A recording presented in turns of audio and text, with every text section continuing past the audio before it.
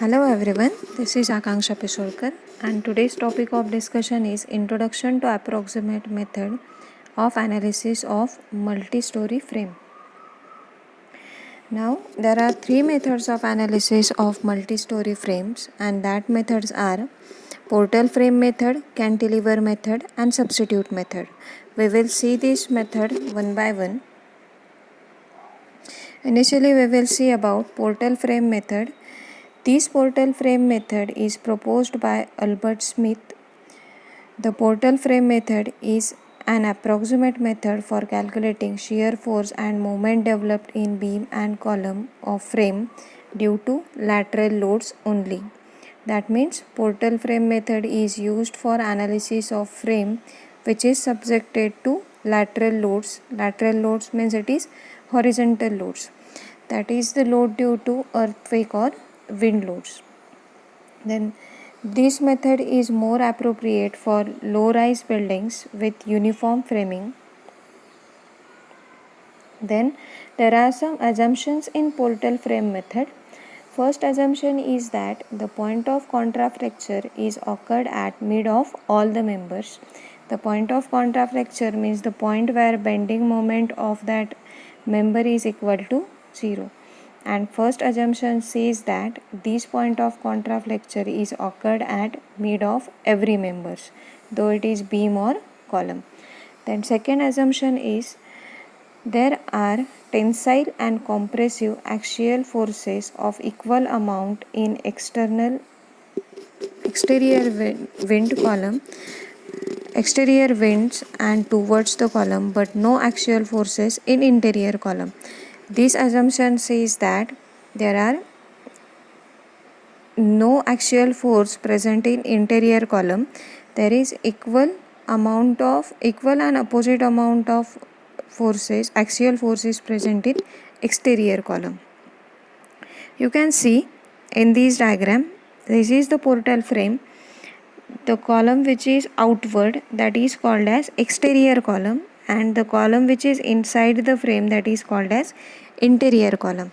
And assumption in portal frame says that axial force in interior column is equal to 0 and axial force in exterior columns are equal and opposite. Say in column 1 there is axial force of V1 in upward direction, so in second exterior column there is equal amount of axial force, but it is in downward direction. This is assumption number 2. And assumption number 1 says that the point of contrafracture is occurred at mid of every member. That means for this beam, point of contrafracture will at mid of this beam. For this beam, it is at mid of this beam. For the column, it will be at mid of every column. So these are the two assumptions in portal frame method. Now we will see about the steps in analysis of frame by using portal frame method. First step is determine the axial forces in each column. Second step, determine the shear forces in beam and draw shear force diagram for each beam line. Third step is determine the beam end moment. Then fourth step is determine the column end moment, and last step is determination of shear force in column. These are the steps for solving the frame by using portal frame method. Then next is cantilever method. This method is proposed by A.C. Wilson. The cantilever frame method is the approximate method for calculating the shear force and moment developed in beams and columns of frame due to lateral loads. That means cantilever frame method is also used for the frame which is subjected to lateral loads. Lateral loads means these are the horizontal loads. These horizontal loads develop due to earthquake force or wind load. Then this is the one point which is different than portal frame method. Portal frame method is used for low rise building, where cantilever frame method is used for high rise building. Then assumptions in cantilever frame method. First assumption is same as that of portal frame method. The point of contraflexure is occur at mid of all the members. And second assumption is the axial forces of stress in each column of story is proportional to horizontal distance of column from center of gravity of all the columns of the story under consideration. This is the second assumption. That means second assumption says that this axial forces is present in interior column as well as exterior column. In portal frame method, axial forces in cantilever column is equal to 0. But in cantilever frame method, axial force is present in interior as well as exterior columns. And that axial forces is directly proportional to horizontal distance between that particular column in which we are determining axial forces from center of gravity of all the columns in that frame.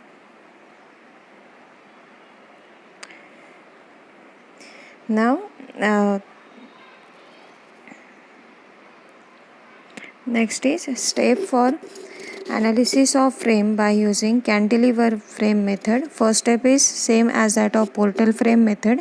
Determine the axial forces in each columns. But there is one sub-step in cantilever frame method. Determine the center of gravity of all the columns and then determine the shear forces in each column.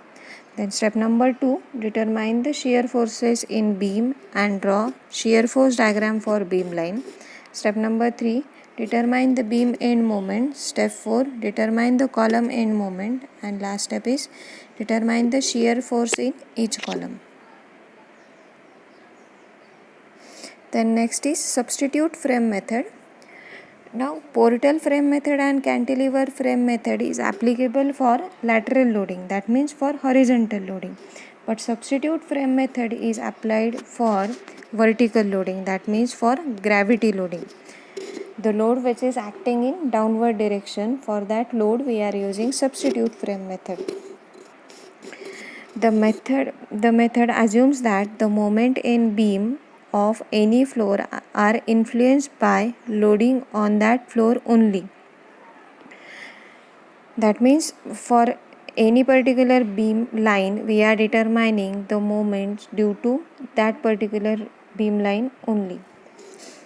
Then the process involves in division of multi-story structure into smaller frame. These subframe are known as equivalent frame or substitute frame. Now what is this equivalent frame and substitute frame? We will see that. Say this is the actual frame, but first diagram is of actual frame and second diagram is of substitute frame. This substitute frame diagram is occurred when we cut this beam line column at center and this column at center. So this is the substitute frame method. That means we are in the substitute frame method we are indicating only this beam line.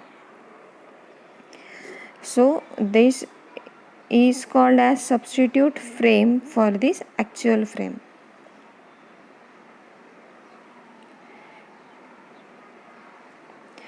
Then next is the subframes are usually analyzed by moment distribution method using only 2 cycles of distribution. Now in substitute frame method while we are analyzing the frame, we are analyzing that frame by using moment distribution method. So we will see step for analysis of frame by using substitute frame method. First step is determine the fixed end moment of beam. Second step, determine the distribution factor as we have determined it in moment distribution method. And last step is determine the final end moment by moment distribution method. So these are the steps for solving the frame by using substitute frame method. So these are the 3 methods of analysis, approximate analysis of frame, which is subjected to horizontal load or vertical load. Thank you.